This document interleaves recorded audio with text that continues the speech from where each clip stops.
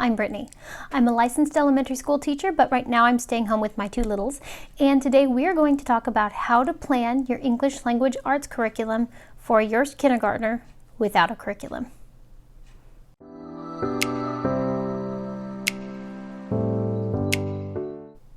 Okay, so I've talked about this before. I really don't think you need a curriculum for your kindergartner to teach them what they need to know in kindergarten. Now, can you? Of course you can. If you really are terrified of not doing the right things, or you want something that's pre-cut and dried and you just pick it up and go, that's fine. You know, different things work for different people. And I'm very against the idea of everyone needs the same thing when their kids are little, because kids learn differently. But if you're on a budget, if you want to save some money, if you really don't want to be hemmed in by a curriculum, because let's face it, I don't like being hemmed in by a curriculum. I like doing my own thing. And I like flexibility of knowing what works for my kid and what doesn't. And I would really hate to pay hundreds of dollars for my 6-year-old to find out that they just don't jive with the curriculum that I purchased. So we talked about before how if you are on my newsletter or subscribe to my website, brittanypearl.com, you can actually download this assessment for free, this pre-assessment. And I have another video, and I'll link to that video, on how to actually give this assessment. Now, once again, to reiterate, this is not meant to be a test. This is the parent copy, that's the student copy. This is not meant to be a test. This is not something that you compare with other parents or even between children. I highly recommend not comparing between children, because kids are different and you don't want kids to resent one another. Again, download this if you haven't. You can go to brittanypearl.com, sign up for my newsletter. You'll get there are a number of free printables in there, and this is one of them. You can go print that out. There are a gazillion directions inside the parent version on how to administer it, why you're administering it, and then I even include, for example, if you look in the letter recognition, if you look in the dark, this is dialogue that you can have with your student about the assessment. If you're not sure what to say, I tell you even what to say before the assessment. And you can mark, this one is for you to mark up and make all sorts of notes in so your child can't see. And this is for your child so that they can, if they need to see the shapes, to identify them. Sorry, my printer did weird upside down things. It's for you to use, you know, for them to have a visual or for them to mark on their own. But that's in another video. This is what happens after. So depending on where your child fell on the scale of, you know, are they aware of letter sounds? Do they, you know, can they recognize letters, uppercase, lowercase? I'm going to go through the basics of where you could start from the very beginning and where you would go from there. Now, your child might be in the middle of this. They might be towards the end. They might be right at the beginning. We're going to go through the whole thing, and you jump in with your kiddo, or you can jump in, again, depending on how you decide to do this, wherever your kiddo is ready. But we're going to go through the stages that children go through as pre and early readers. So, a pre-reader is someone who's still learning sounds, who's learning letters. They're learning the skills that you will need to read. An early reader is someone who's actually beginning to read. So if my child was beginning at the time, actually my 2-year-old's at this spot, and again, please don't compare your children to my 2-year-old. My 2-year-old is different from my 5-year-old. They already are showing very different learning styles in certain areas. He is strong in some areas and not as strong in others, but some of these things I'm doing with him, so I have them on hand. But he is in the level of, he's aware that that letters have names and that they make different sounds. Now, he doesn't, hopefully your 5-year-old is a little more cooperative than mine was this morning when I asked him what B said, and he laughed and said tire and then giggled like it was the funniest thing in the entire world. Most 5-year-olds are beyond that stage. But what he is doing is he is aware of we're becoming aware of letter sounds and letter names. Now, he has not mastered it yet. He is learning this. So if my child was at the very beginning and they didn't know their letter names, they didn't understand even their letter sounds, that's okay. Where you would begin is you would really want to play with phonemic awareness. And what that is the awareness that there are different sounds in our languages. And they don't need to read to have phonemic awareness. So I like these Scholastic Flashcards. I don't use them for the purpose that they were made. Some of these got mixed up in the wrong box. We've got like 4 different sets of these, but I don't use these always for the letters. We go over the sounds. And so literally I have my 2-year-old sit there And I have him, and again, this can be, some kids are ready for this at 2, some kids are ready older, but you can really start your kiddo with this once they're really talking. And this is actually good to help kids learn, you know, different speech patterns as well. Speech goes hand in hand with reading.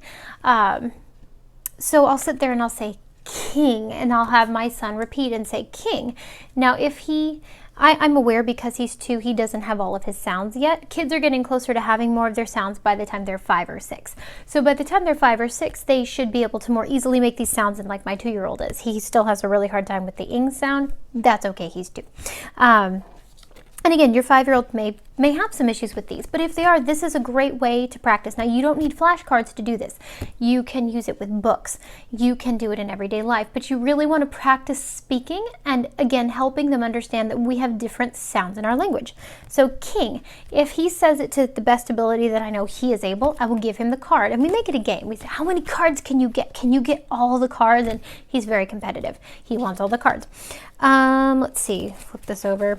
You know, quarters, that's really hard. You've got the Q, you've got the R here next to an S. That's ERS, that's hard for a lot of people to make. There are adults who have a hard time with that sound. Quarters. And so we'll go, and like with this, he knows how to say red, so I'll bump it up. I'll say red airplane, and he will copy me, red airplane. Now if he gets a little lazy and says wed, I'll have him repeat it. I'll say red airplane, and he'll repeat it. So what we're doing is we're giving him, again, that awareness of the different sounds in the language. And if your child does have a hard time with seeming to hear those sounds or differentiating, that's something you'll want to talk to your pediatrician about. They may be right on schedule. They may need a little help with speech therapy or something, but that's something that you can talk with your pediatrician about.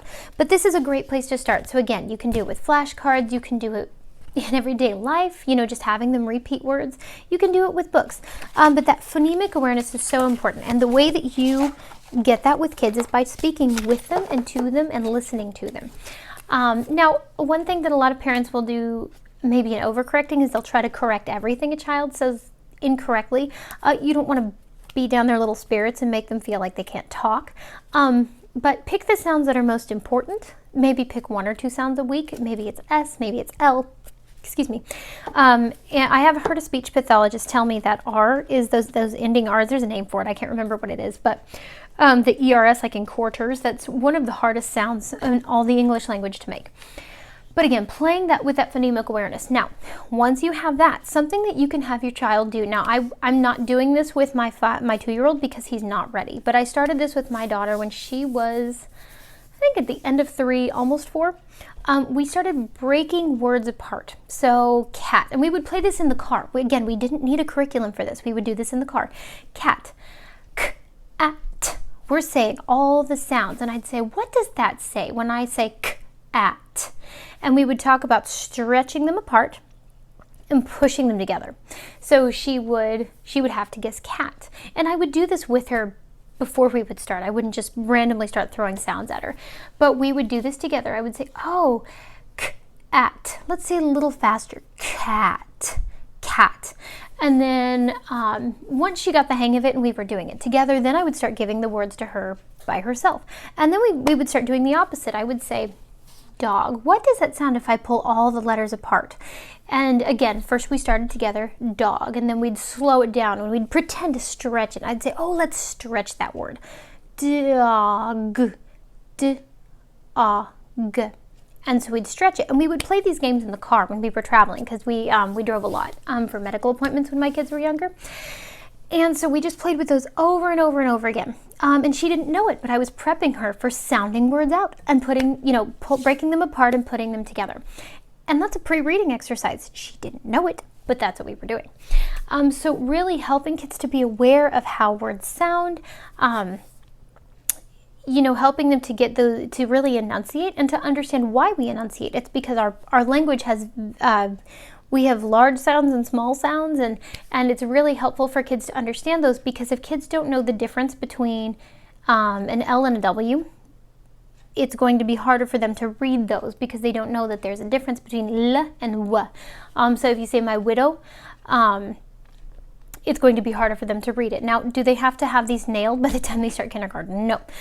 if you haven't started this in kindergarten, it's a great time to start. You can do all of this, and again, you don't need a curriculum. It's just things you're talking about as you go in everyday life. You can sit down with these cards, you know, for 5 minutes at a time. You can start down for 3 minutes at a time.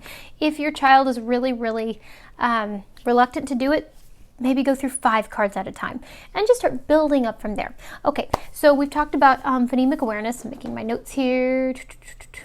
And just understanding the sounds, letters. Phonemic awareness, you will learn even before letters. But once you have letters, again, the ever important alphabet puzzle. I love alphabet puzzles. I think this is one of the few things you really, really, really should have when you homeschool a child, are these nice chunky letter puzzles. Okay, so I love the puzzle because it puts it in order. It lets them feel the shape of, you know, really feel the shape of the letters.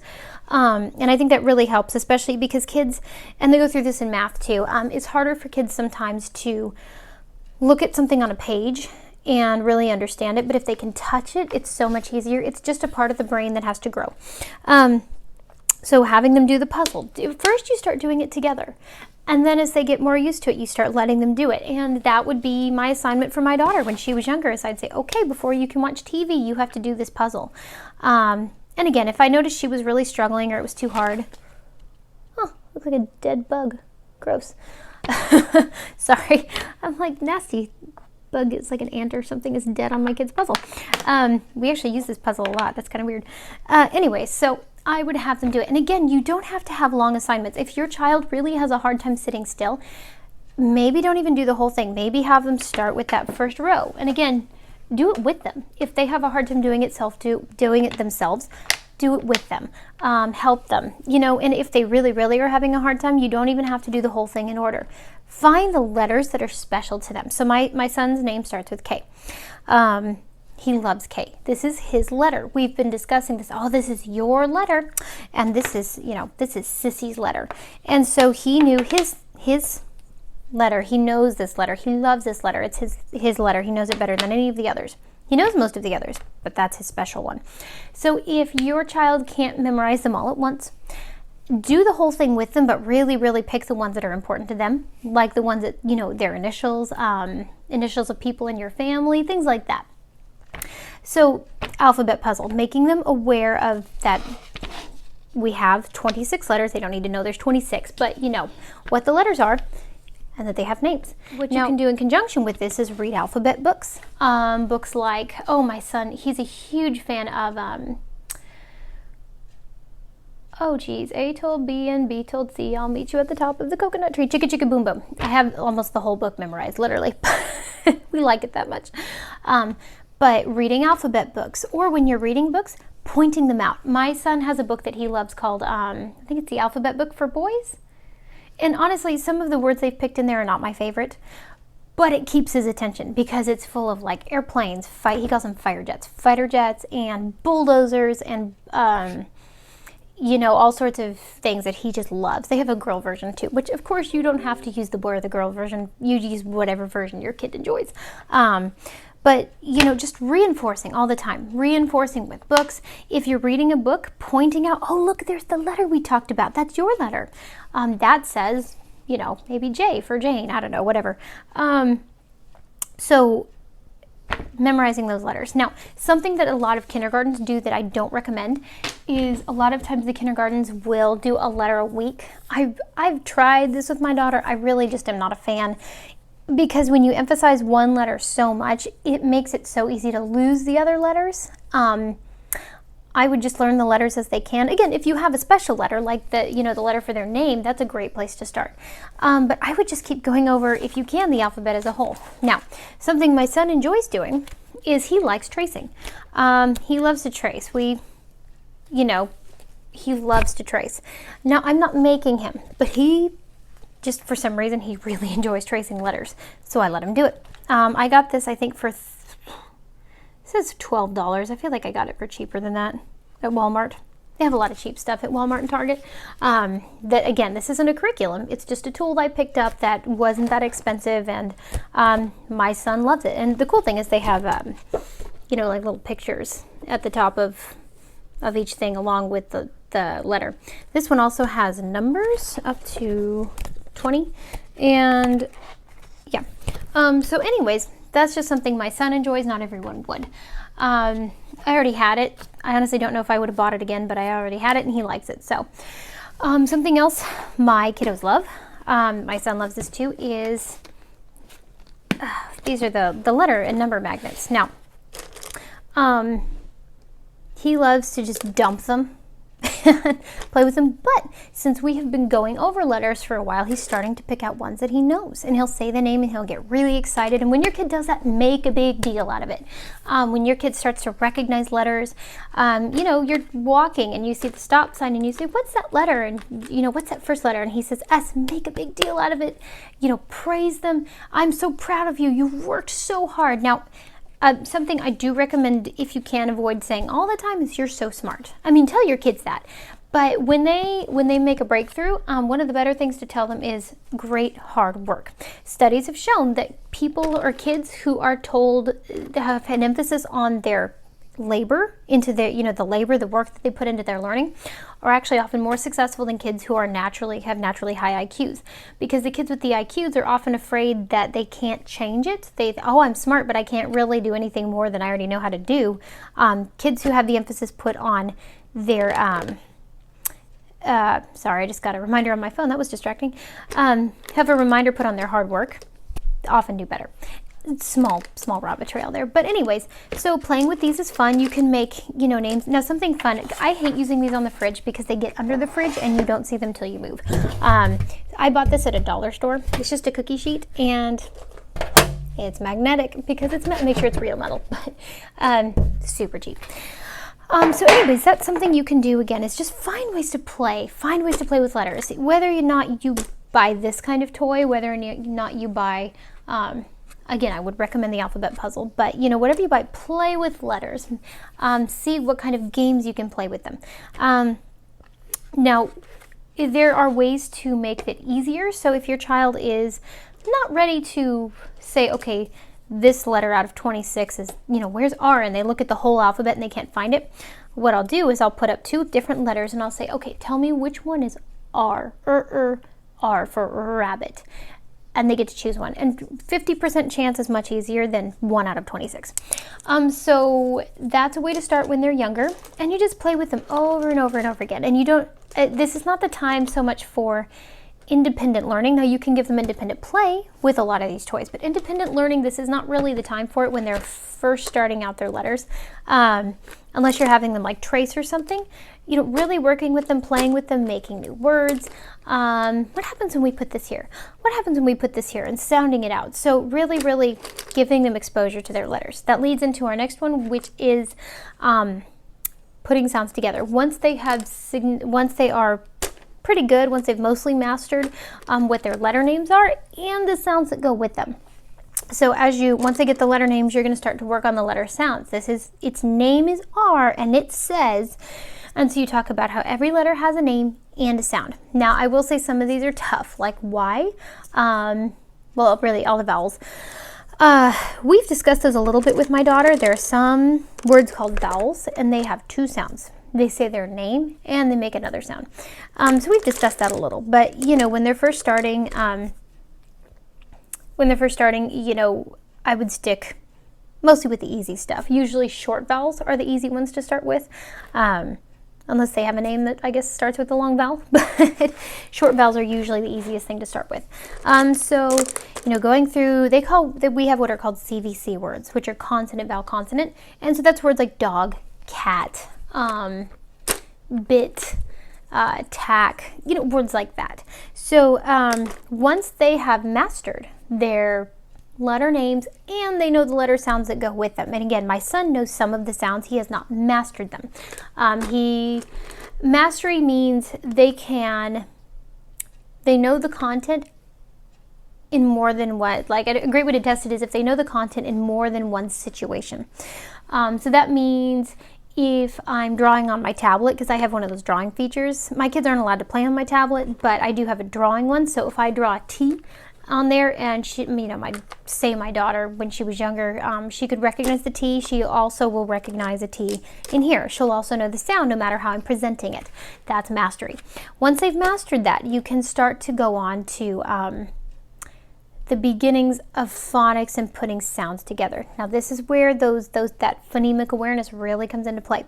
My daughter she's just hit a stride. I'm so proud of her. This morning she picked up a book that I've never read with her, and she read almost the whole thing. She needed help, but she read almost the whole thing herself, and I'm so proud. I'm nearly in tears. But this didn't just happen. This is years of practice. Now again, if I had started with her as a kindergartner, she would have learned faster. It was slower learning because I started her pretty young. But starting to put letters and sounds together and understanding that they make words. So, we did rad here, great 90s word. D. Okay, let's squeeze those together. Rad. Let's say it a little faster. Rad. So you're really, again, you want to start with this with play, with games, with playing with the sounds as much as possible. You want to notice it in reading. So when you're reading books, sound them out in front of your child. A lot of this, what you'll want to do is you're going to start wanting to do it before you expect them to do it. So if you're reading a book and you come to a word and you say, oh, look at this word. And, obviously don't start with a crazy word like onomatopoeia. Hold on. Let's see. Okay. The cat in the hat. Great word. The is not usually a word you're going to start sounding out soon because it's got a diphthong. The k, at. Look at that. Cat. The cat in the at hat. Oh, well, let's see what the story is inside.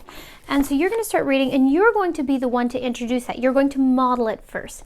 Now, once you think they're ready and they've mastered their sounds and they've mastered their letter names and their sounds that go with them, that's when, while you're reading, you start having them sound out words in the book. So you're not going to sit them down and say, all right, read the book now. You're going to sit them down and say, okay, what's this word? S. It starts with an S. What does S say? And I'll make the sound. What does U say? What does in say? Let's put those together. Sun. The sun did not shine. And you'll go on and you'll read more. But you want to start everything by modeling. And again, they're not going to learn this all in the first go. I've joked about it before. I think my mom always made a joke, the third curriculum, magical third curriculum, where a lot of times homeschoolers will think their third curriculum is the best. And really, it's not because it's the best. It's because the child's been exposed to the same content 3 times. And they've gotten it on the 3rd time because they were ready. So you want to expose them over and over and over again. Now, once you think they're ready to start their phonics and start their reading, this is where, and I recommended these for some of one of the few things that I really think is necessary for that first year, the Bob books. The Bob books are amazing and they're so simple. And it's got like the simplest drawings in here ever. Whoever made these was a genius. The man who, I think it was a man. Whoever came up with these was genius. Bobby and Lynn Maslin and John R. Maslin. Brilliant. So this is the one my daughter, she's almost done with this one, book 5 out of section 1. Now, I only recommended that you buy 1 set to begin with. I can't say this enough. I don't recommend you spend all of your money at the beginning of the year unless you're limited to like that $100, because kids will grow. You will find that they need new things. You will find that maybe some of the stuff you bought doesn't work. Buy the bare minimum. This is why I said the bare minimum, because these are the best books that I have found for teaching kids how to read and giving them words that really, really, really are mostly CVC words, easy words to sound out. Can't recommend these enough. So, I would start with something like this. Now, again, if they're ready and they're so frustrated they can't figure anything out, maybe take a step back. Maybe go back to practicing those letter sounds, practicing, what is this? What does it say? I really would recommend not going too fast, taking it as they're ready. Now, maybe they're already ready. Maybe they're already there. Do what works for your kiddo. These are just the basic stages that you're going to go through for any emergent reader. Now, any early and emergent reader. Now, there are some kids who memorize by sight. They just do. All kids need sight words and phonics. That's because some words, they're just really hard to sound out. They just don't make any sense. You technically can sound it out, but it's really weird. It's much easier just to know the word the. It's T-H-E, the. So start, you can, if you want, label things in your house. You don't have to. Some kids it works really well, some kids it doesn't. You can do sight words if you want. My daughter has a word list on the wall where we go through. Most of them are Cvc words, but a lot of them are just words that it's easier for her to start memorizing, like and. And again is one of those weird ones that you can send out, but it sounds really weird. And. My daughter first had a British accent whenever she said and, because now she's learned with enough practice to do and, but it took a while. Some kids do great with flashcards. Some kids do great with tracing. Again, one of the reasons I recommend a whiteboard so much is because you can see what works best for your child. These are super cheap. They're either 50 cents or $1. It's super cheap. You can do a, the, and see if that works for them. If it doesn't, write the word yourself and then have it, if you want, you can have them try to trace it underneath if they're ready for it. Some kids will have a harder time tracing. If you want to, you can help them trace. You can, wow, it's super cheap. So I've talked about this before. If you take a page protector sleeve, and you stick a worksheet in there, or you stick a piece of paper in there, they can trace the top with a whiteout marker, and it works great. It works like a whiteboard. You just wipe it off. So you can have them trace words that you do. A word that I would recommend starting them with in kindergarten, because they really do need to know how to write this by the end of kindergarten, is their name. First and last name are ideal, but especially their first name. They will need to know how to write their last name by the time they start first grade. But again, go with what your kiddo's ready for. If they're really not ready for that, you can't make them ready. Just keep practicing. I would practice that name, that word. But yeah, so I use Fry's 100 words list.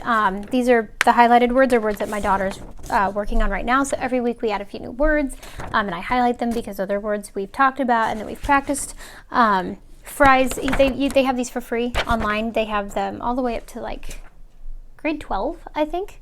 But anyway, so I go through and I choose the words that I'm ready to work on with her. Now, you don't give her a list. You don't give your kiddo a list of 10 words the first week. You ease into it. And again, most kids, when you ease into it, are ready more for just the phonics, the sounding out. And the more you sound out, the more you can add some sight words in there that are just weird, like the. But just play with what your kiddo needs. If your kiddo does start to, because most kids have like a favorite book, and you start to read that book. And what I do is I actually point to each word. If it's a simple book, I'll point to each word as I say it. And kiddos will start to memorize those words. Sometimes you'll have kiddos memorize the words from a book. Awesome. My brother memorized the word ice off an ice machine when he was like 4 or 4 or 5. I don't remember how old he was, but things like that. So work with what your kiddo can do. They do need to learn some sight words, and they do need to learn, because you can't sound out words for your entire life. You do need to start recognizing words, even if they are CVC and easy words. You need to just start recognizing them. But start with those sounds, start with sounding out. If your kiddo is ready for some sight words like their name and a and up and the, words that you find really in really common places, just start there. And again, go slowly. If you have any questions, please ask. Just a reminder, you can email me, brittany.perl.teach@gmail.com. You can also put the comments under the video. I'm not ending the video. I'm just saying, if you have questions, please let me know. I'd love to talk to you. But once they start reading, once they're in that emergent stage, that's when you're ready to start. Again, when you're reading books with them, stop and let them figure some of the words out. And they'll hit the point that my daughter did this morning. And again, I'm just so happy where they can start to figure the words out on their own. Yeah, it's fantastic. But it's not an overnight thing for most kids. It's something you have to work for. You don't have to do the same thing every day. If you play games with words, you make them out of puzzle pieces. You make them out of the, You make them out of the letters. Maybe you make nonsense words. I've talked about nonsense words before and how important those are to helping kids with phonics. You know, put cat, C-A-T, and you take away the A and you put an O there instead. What does this make now? If your kid's competitive, like my son is, see if, you know, make it a competition. He wants to win. He wants to win everything. As they get further, let's start letting them read more. Start letting them, if you need to order the box 2, I think it's also like $10. So, you know, and by the way, don't be afraid if you cash and you really need things like the Bob books, you know, ask your relatives for that. Say, you know, he really needs this. Is there any way maybe that we could pull our resources and try to get him this for his birthday? I'm not saying skip all the toys, but if your kiddo really, really needs educational material, that's not a bad thing to ask for. You know, my daughter just started, my mom got us this from like Costco. It was on sale. I don't think it's too expensive. This is like the Bob Words Sight Words collection. So this is kinder and first grade. We just started these this morning, and these are actually the ones that my daughter sat down and read most of on her own. But again, I would go after that Bob book set 1 first and see how they do. And when they're ready, move on to set 2. You know, and if you've got extra money for things like this, fantastic. I will put links to those in the blog post. Yeah, so, you know, as they read, just let them read more and more. Make sure you're reading to them. I cannot stress this enough. I cannot stress it enough. You have to make sure that you're reading to your kiddos. And it doesn't all have to be, you know, Cat in the Hat. We read books with my son. We read him a story before bedtime. We read him a story before nap time. We read science books together. And if he brings me a storybook, you know, in the middle of the day when it's not nap time, I will read that to him. We read a Bible story every night. My daughter is getting into higher level early chapter books. She's majorly into the Captain Underpants books. And what is it, Deputy Dog? All by Dave Pilkney. She loves those. She will look at, and giving them books to look at that maybe they're not ready to read yet. We've talked about this before, I think, how there are different kinds of reading. You want to read books that are on their level. You want to read books that are higher than their level, that you can discuss with them. We also read a chapter book, a chapter out of a chapter book every day. So right now we're on the Banks of Plum Creek by Laura Ingalls Wilder. We've already done Little House in the Big Woods, Little House on the Prairie. We're going to do Farmer Boy next because we're just going through the series. My kids love these books. We've done The Boxcar Children. We've done Stuart Little. So, you know, they're hearing it. They're hearing, again, that modeling, what reading should sound like, what it should look like. If you're reading a simple book, again, point to the words as you go so that they understand that each written word represents a spoken word. You know, model as much as you can.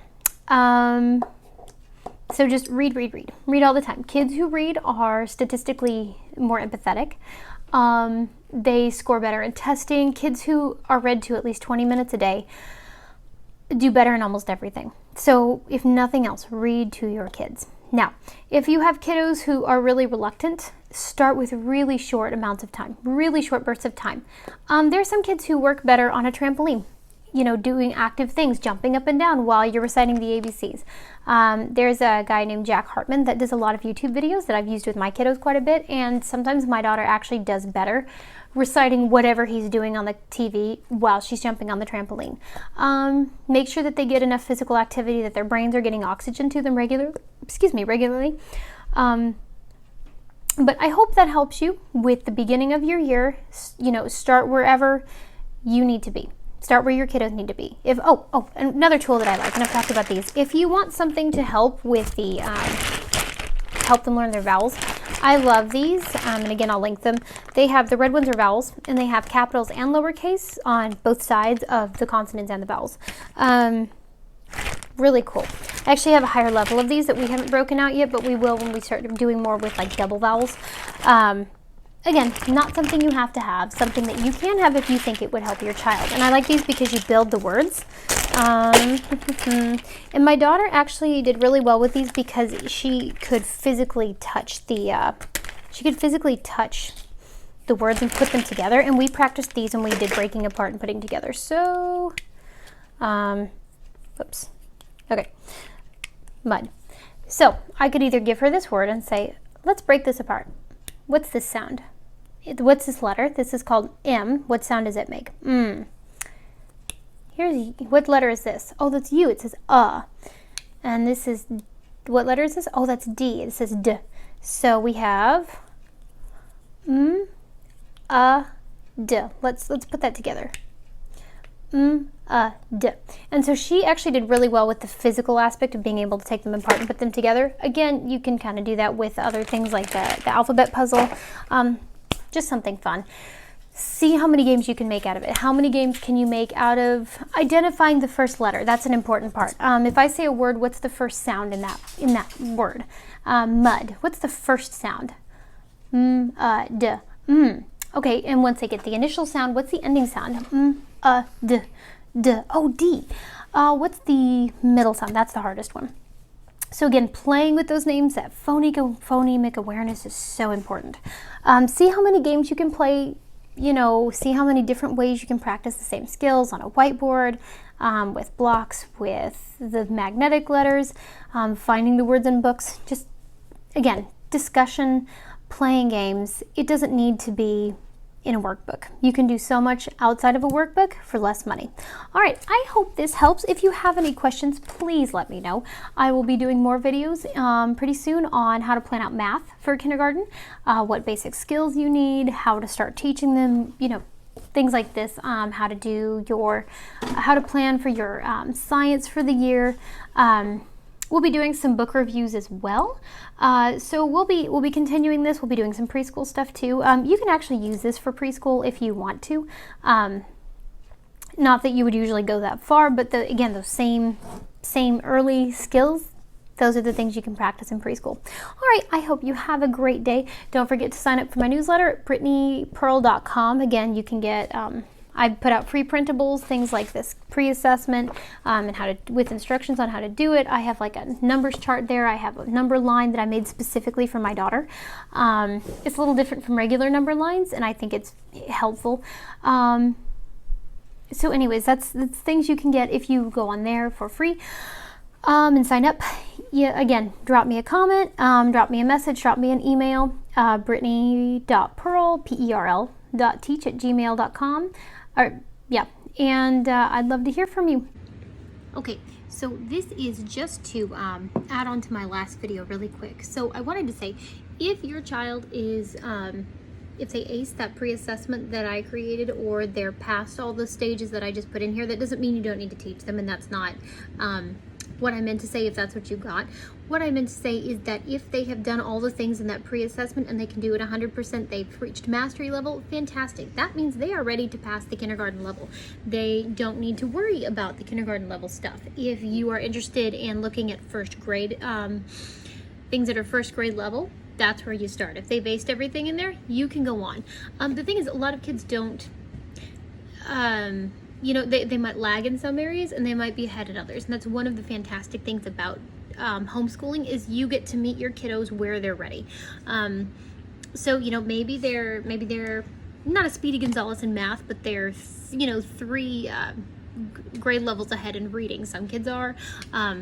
It doesn't mean all are, it doesn't mean even most are. But basically, if you have done everything that I've just talked about and they've mastered everything in that pre-assessment packet, that means they're ready to move on to first grade level stuff.